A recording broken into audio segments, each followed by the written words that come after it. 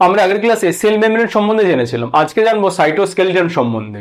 Cytoskeleton কিন্তু short note আসতে পারে এবং ভাইভাতে কিন্তু এটা প্রশ্ন করা হয়।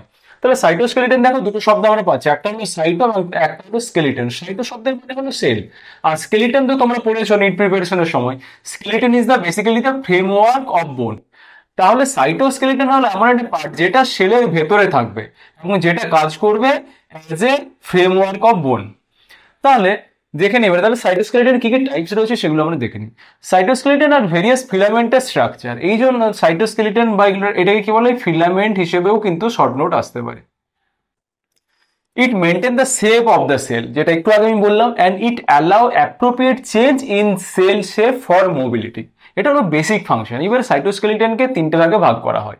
কি তিনটে ভাগ? একটা হলো মাইক্রোফিলামেন্ট, ইন্টারমিডিয়েট ফিলামেন্ট এবং মাইক্রোটিবিউল। এই তিনটে আলাদা আলাদা ভাবেও কিন্তু শর্ট নোট আসতে পারে। সো মাইক্রোফিলামেন্ট কি? Microfilament is long solid filament and diameter হচ্ছে 7 nanometre. It is made up of actin protein. Actin শব্দটা তোমরা পড়েছো না? অ্যাক্টিন মায়োসিন পড়েছিলে নিটের প্রিপারেশনের সময়। তাহলে চলো দেখে নিই। তাহলে এই যে অ্যাক্টিন দেখতে পাচ্ছ, এটা হলো গ্লোবুলার অ্যাক্টিন বা এটাকে বলা হয় জি অ্যাক্টিন। দেখো গ্লোবুলার ফর্মে রয়েছে। এই গ্লোবুলার অ্যাক্টিনের সাথে যখন এটিপি অ্যাটাচমেন্ট হয় তখন সেটাকে কি বলা হয়? এটিপি বাউন্ড জি অ্যাক্টিন।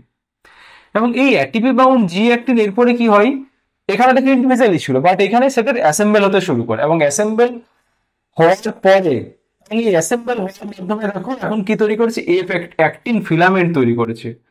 বুঝতে পেরেছো? অর্থাৎ এখানে কিন্তু একটা গ্লোবুলার প্রোটিন হিসেবে ছিল, এখানে কিন্তু একটা ফিলামেন্ট হিসেবে কাজ করছে। তাহলে এটাকে কি বলা হচ্ছে? F actin filament. তাহলে এই মাইক্রোফিলামেন্টের কাজ কি? মাইক্রোফিলামেন্টের একটা কাজ, স্কেলেটাল মাসেলের ক্ষেত্রে আমরা পড়েছি কি কাজ? Actin filament along with myosin. তাহলে এই গ্রিন কালার এইগুলো হচ্ছে actin filament, and it along with myosin help in the muscle contraction. এটা তোমরা অলরেডি জানো। আর তাহলে এই মাইক্রোফিলামেন্ট কোথায় থাকে? মাইক্রোভিলাইতে থাকে। Microfilament project into the microvilli on the epithelial surface. Example intestinal mucosa. This microfilament also help in phagocytosis. It also help in transport and secretion of the cellular material, and it also help in movement of the secretory granules. Contractile ring during cytokinesis. তোমরা cell division cytokinesis পড়েছিলে। এইখানে যখন সাইটোকাইনেসিসের মাধ্যমে এখানে দেখো যখন contractile একটা ring তৈরি হয় এবং তারপরে কি দুটো সেল আলাদা হয়ে যায়, এই কন্ট্রাক্টাইল রিং এর এই পোর্শনটা এটা তৈরি হয় due to this microfilament. And amoeboid যে মুভমেন্টটা হয় সেটা কিন্তু এই মাইক্রোফিলামেন্টের জন্য। কিভাবে হয়? অ্যাক্টিন ফিলামেন্ট কন্টিনিউয়াসলি গ্রো হতে থাকবে, এই সাইডে যে অ্যাক্টিন ফিলামেন্ট হয়েছে সেটা কন্টিনিউয়াসলি গ্রো হবে, and pushes that portion of cell as pseudopod formation. তাহলে এই পোর্শনের সেলটা যখন এদিকে চলে আসবে এটাকে কি তৈরি হচ্ছে? আমার সিউডোপোড ফর্মেশন হচ্ছে, এবং সিউডোপোড ফর্মেশনের মাধ্যমে কি হয়? অ্যামিবার মুভমেন্টটা হয়ে থাকে। তাহলে আমরা মাইক্রোফিলামেন্টের বেসিক স্ট্রাকচারটা জানলাম এবং তার সাথে মাইক্রোফিলামেন্টের কি কি ফাংশন হতে পারে সেগুলো আমরা জানলাম।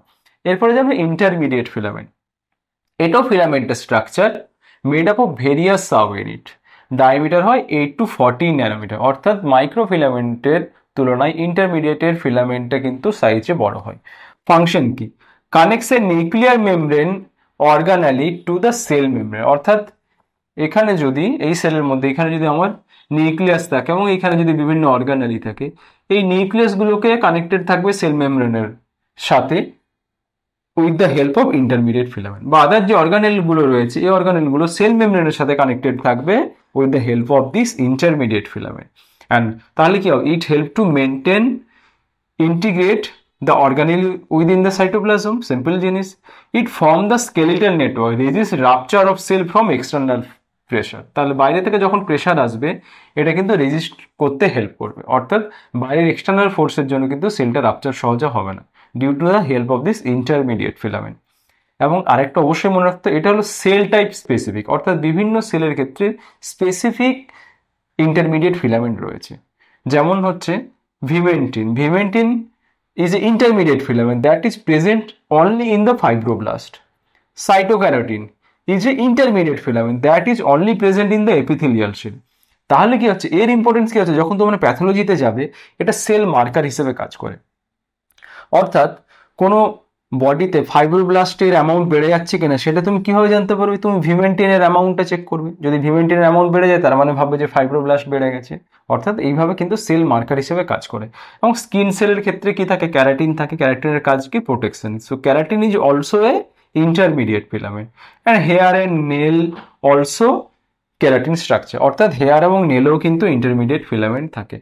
তাহলে আমরা মাইক্রোফিলামেন্ট এবং ইন্টারমিডিয়েট ফিলামেন্ট সম্বন্ধে জানলাম। এরপরে জানতে হয় মাইক্রোটিবিউল সম্বন্ধে। মাইক্রোটিবিউল মানে tubular structure. So this is a হলো টিবিউলার স্ট্রাকচার, ডায়ামিটার 25 ন্যানোমিটার। এর ডায়ামিটার কিন্তু আগে দুটোর থেকে বড়।